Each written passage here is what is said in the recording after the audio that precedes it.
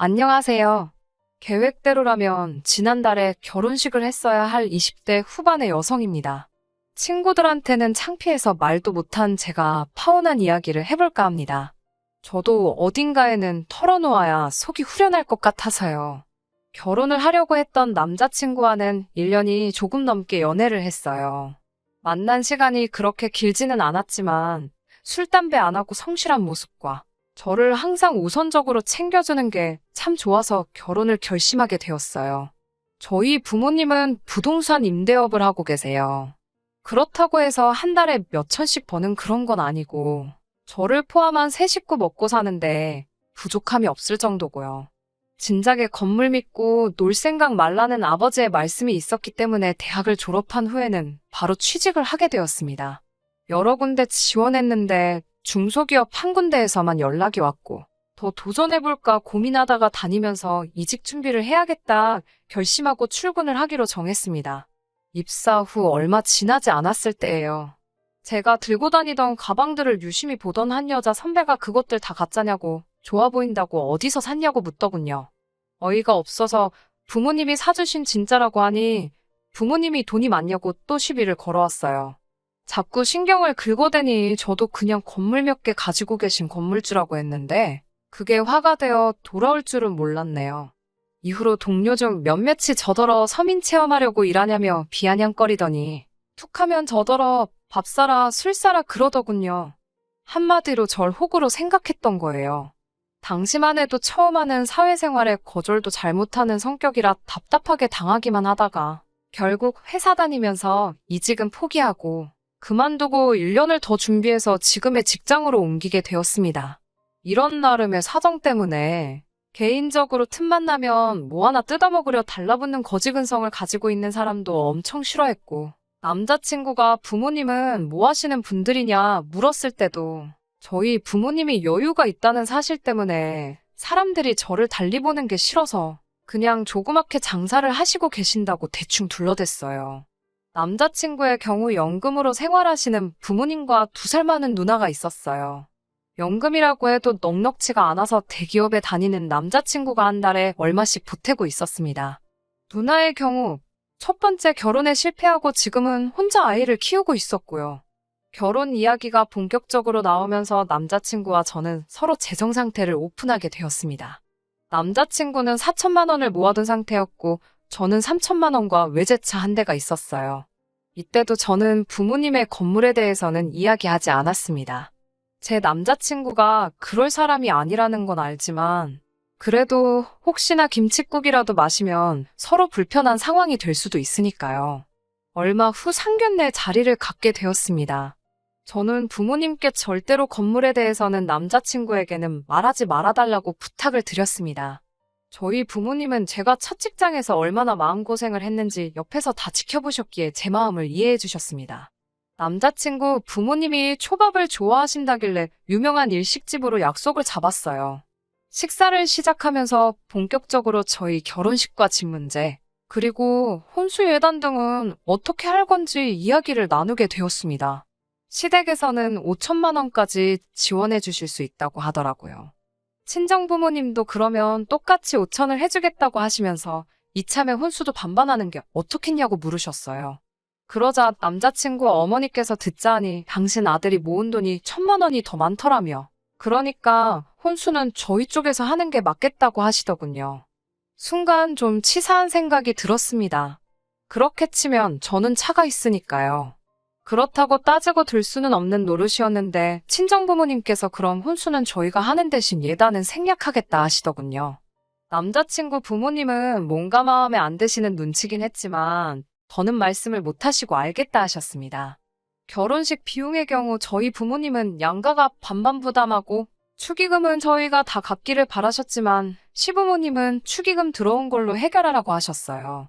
모든 것이 원만하게 흘러가고 있다고 생각했습니다. 하지만 생각지도 못한 곳에서 문제가 터질 줄은 몰랐네요.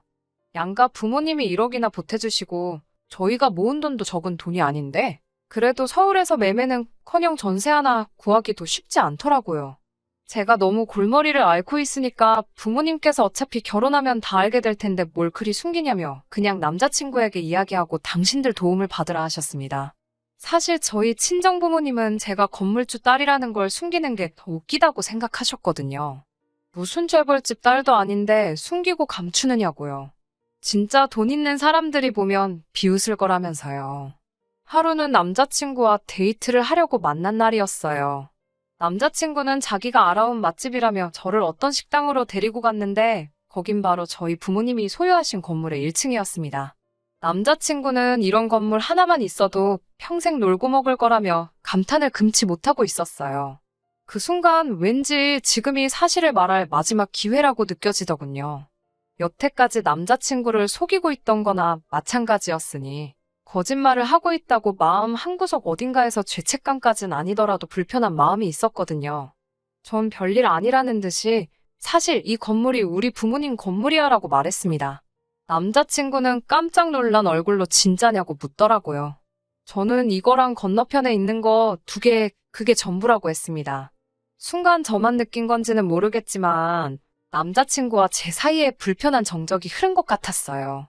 몇 초간의 시간이 흐른 뒤 남자친구는 저더러 알고 봤더니 능력자였네라면서 너는 참 좋겠다고 연신 부럽다는 식의 이야기를 건넸습니다.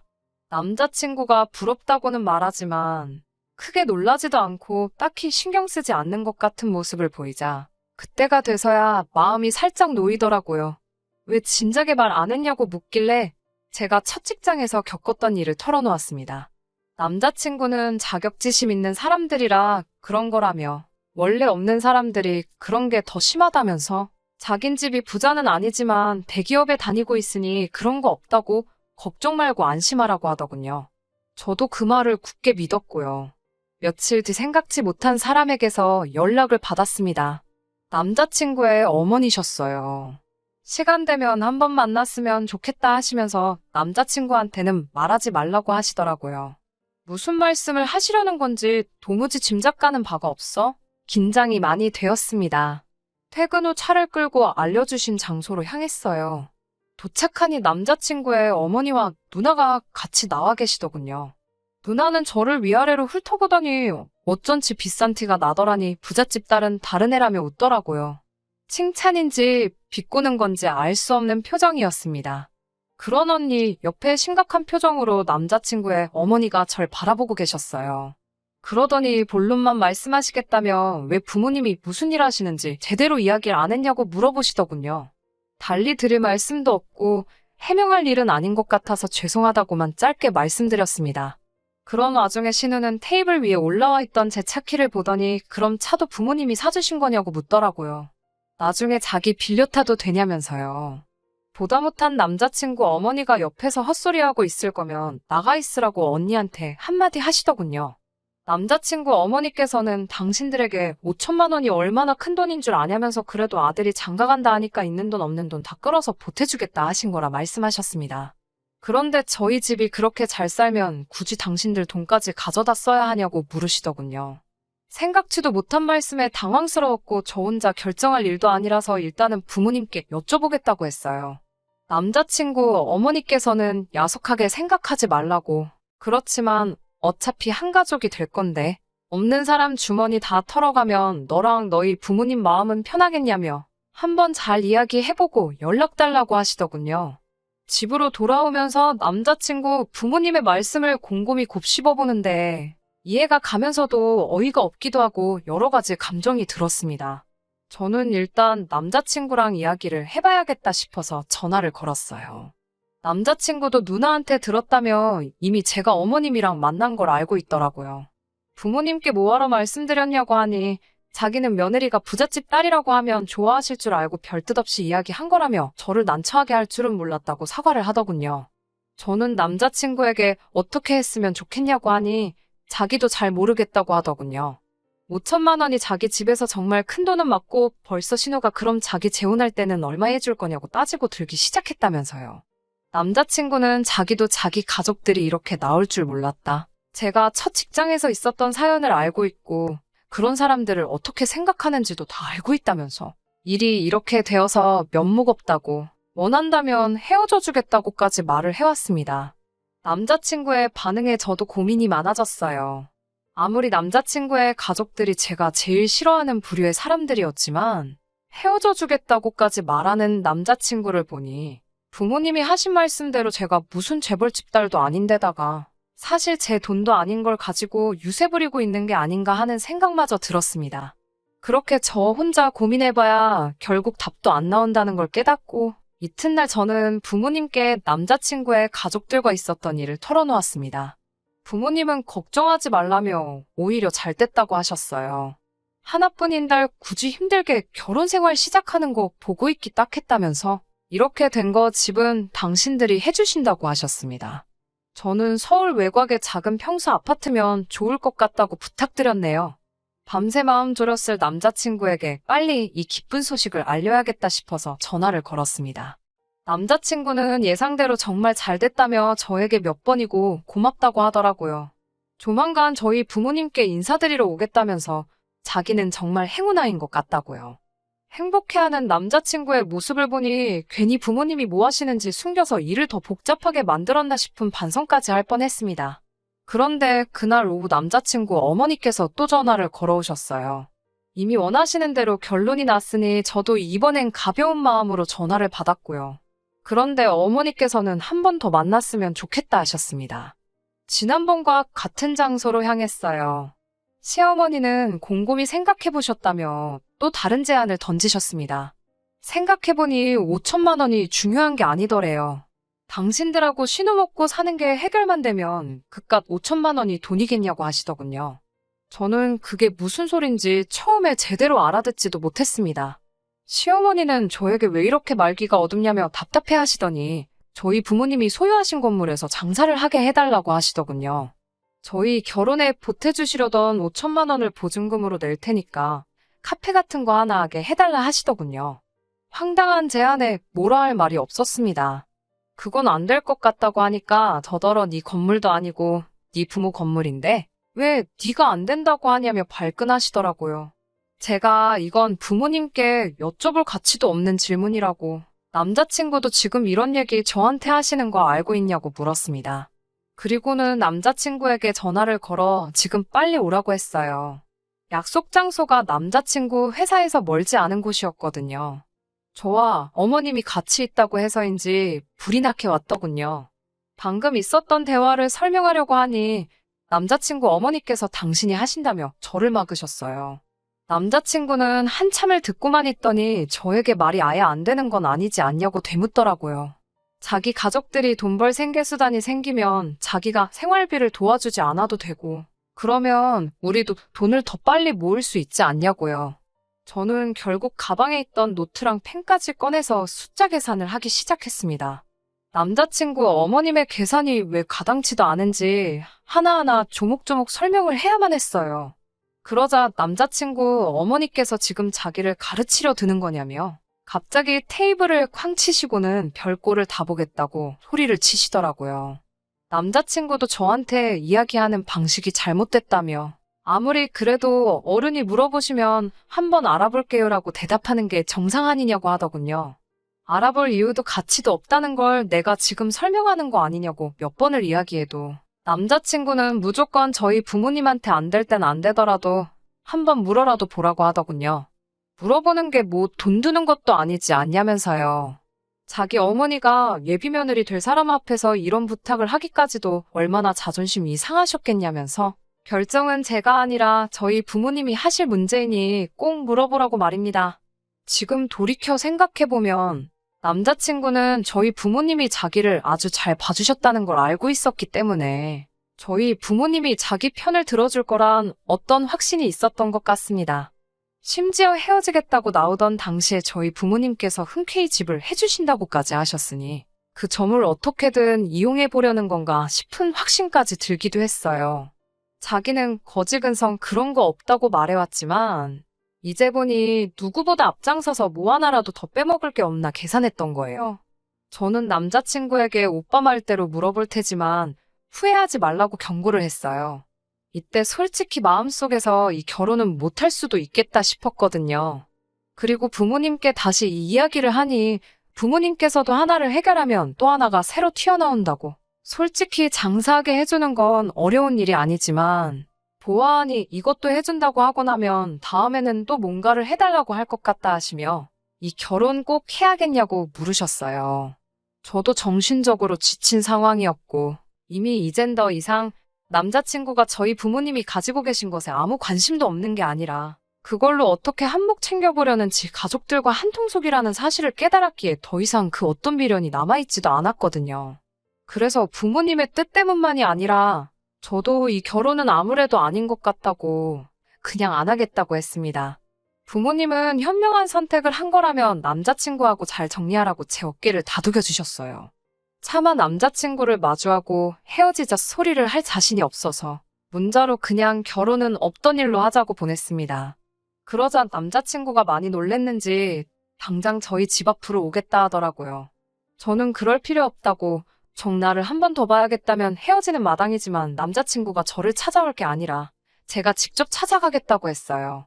쉽게 정리할 수 있을 거라고 생각한 적은 없지만 이렇게 끝까지 저희 집까지 찾아오겠다며 매달리는 남자친구를 보니 남자친구는 어떻게든 제 마음을 다시 돌려 이 결혼을 성사시키고 싶어 한다는 느낌이 들었습니다. 어떻게든 제가 직접 단판을 짓지 않는 한 이 상황이 끝나지 않겠다는 확신이 들었어요. 다음날 남자친구 본가에 도착했는데 분위기가 남자친구 부모님이나 누나는 제가 헤어지자고 한 걸 모르는 것 같았습니다. 좋은 소식을 가지고 왔겠지라며 카페가 날까 식당이 날까 그런 소리들을 하고 있었으니까요. 왜 자기 가족들한테 미리 설명하지 않았는가 싶더라고요. 남자친구도 아주 눈치가 없는 사람이 아닌 이상 제가 파혼까지 선언하게 된 이유를 누구보다도 가장 잘 알고 있었을 텐데 말이죠. 만나서 이야기하면 내 마음을 돌릴 수 있다고 생각한 건지 한편으로는 아주 거만하다는 생각까지 들더군요.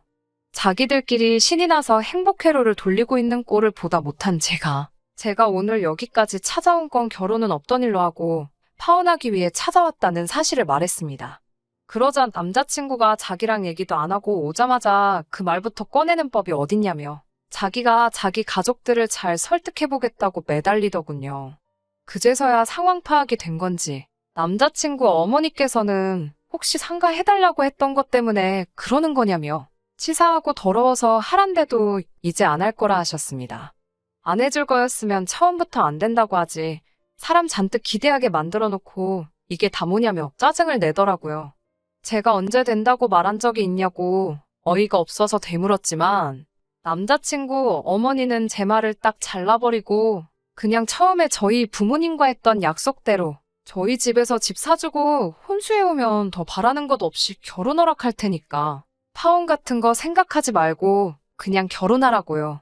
그 와중에 멍청한 언니는 그래도 여자가 시집 오는데 예단은 해와야지 않겠냐며 보니까 신혼집도 작은 평수로 하는 것 같은데 혼수에 헛돈 쓰지 말고 자기한테 가방이라도 하나 사주면 안 되냐고 그러대요. 바로 방금 전에 파혼 선언을 하러 왔다고 똑똑하게 전했는데도 자기들 욕심에 파혼하게 된 거냐 미안하다 사과받고 싶은 마음까지도 없었지만 아주 두 사람이 분위기 파악도 못하고 번갈아 가면서 말도 안 되는 소리를 하고 있으니 이제는 어이가 없는 걸 떠나서 화까지 나기 시작하더라고요. 그래서 남자친구의 누나에게 이런 소리까지 하기 뭐하지만 왜 이혼을 당했는지 알 것 같다고 한마디 했어요. 그리고 어머님한테도 이 결혼을 어머님 허락받고 하는 게 아니고 제가 할지 말지 정하는 거라고. 그런데 보아하니 남자친구도 마찬가지고 어머님도 언니도 이 결혼을 빌미로 장사를 하고 싶어하는 사람들로밖에 보이지 않는다고. 저는 가족이 되고 싶어서 결혼을 결심한 것이지 어디 저당 잡힌 것도 없이 등골만 쪽쪽 빨리는 호구가 되고 싶은 게 아니라고 딱 잘라 말했습니다. 장사를 하고 싶은 거면 적어도 구미가 당길 만한 동등한 조건을 제시해야지. 저나 저희 부모님이 아무것도 없이 있는 대로 퍼주기만 하는 자선사업가라고 생각하신 거면 큰 오산이라고. 저도 손해보는 장사는 하기 싫다고 말하고 앞으로 어떤 식으로든 연락하거나 저를 찾아오지 말아달라 한마디 더 쏘아붙이고 자리에서 일어났습니다. 남자친구 어머니는 자존심이 상한 건지 저보고 말하는 꼬라지 좀 보라고 하면서 제가 마음을 고쳐먹고 다시 결혼해달라고 찾아와도 허락해주지 않을 거라고 호통을 치시더라고요. 그래서 저도 그게 제가 바라던 바라고 그럴 일은 절대 없을 테니까 안심하라고 웃으면서 한마디 해주고 집으로 돌아왔네요. 두 번의 기회는 없을 거라고 큰소리치던 어머님의 말과는 다르게 남자친구는 끝까지 제 마음을 돌리려 애를 쓰더군요. 제가 다니는 회사까지 찾아오고 퇴근 시간 맞춰서 저희 집 앞에서 저를 기다리고는 제가 자기 인생의 동아줄이었다는 둥, 희망의 불빛이었다는 둥, 통하지도 않을 헛소리를 하면서 계속해서 저를 찾아왔습니다. 이래서 뭐가 달라지겠냐고, 오빠네 어머니가 한 말이 기억 안 나냐, 어차피 이제는 어머니가 허락을 안 해주실 거다 했더니 가족들하고는 연을 끊을 테니 자기와 다시 시작하자고 아주 구차하게 매달리더군요. 내가 대체 뭐길래 가족들하고 연까지 끊냐고, 그럴 필요 없다고, 오빠야말로 집안의 기둥 아니겠냐고, 온 가족이 오빠만 바라보면서 사는데 남이 집 기둥 뽑아가면서까지 결혼할 생각 없다고 빈정대면서 몇 번을 찾아와도 마음 돌릴 생각 없으니 그만 가보라고 남자친구를 보냈습니다. 이런 식으로 자꾸 찾아오는 것도 불편하니 한 번만 더 찾아오면 저도 그냥은 넘어가지 않겠다고 으름장을 놓으니 그 뒤로부터는 찾아오지는 않았지만 날이면 날마다 저에게 마음이 좀 누그러졌냐며 연락을 해오길래 과감하게 제 연락처까지 바꿔버렸어요. 그리고 얼마 뒤에는 회사도 그만두었습니다. 머리도 식힐 겸 당분간은 여러 가지를 배워보며 제가 하고 싶은 일이 무엇인지 찾아보려고요. 부모님은 당신들 능력 닿는 만큼 제 뒷바라지를 해주시고 싶으시다며 하고 싶은 게 있으면 도전해보라고 절 응원해 주셨어요. 저도 마음가짐을 고쳐먹었습니다. 이렇게 좋은 부모님 밑에서 잘할 수 있는 행복을 감사하게 누리는 쪽으로요. 더 이상 저희 부모님이 건물 두 채를 가지고 계신다는 사실을 숨기지는 않으려고요. 다음에 만날 사람은 적어도 저나 저희 부모님이 가진 게 어떤 건지 미리 알고 있어도 그것에 욕심부리지 않는 사람이었으면 좋겠네요. 끝까지 들어주셔서 감사합니다. 오늘의 사연은 여기까지입니다. 구독과 좋아요, 알람 설정 부탁드리고 더 좋은 사연으로 다시 찾아뵙겠습니다. 감사합니다.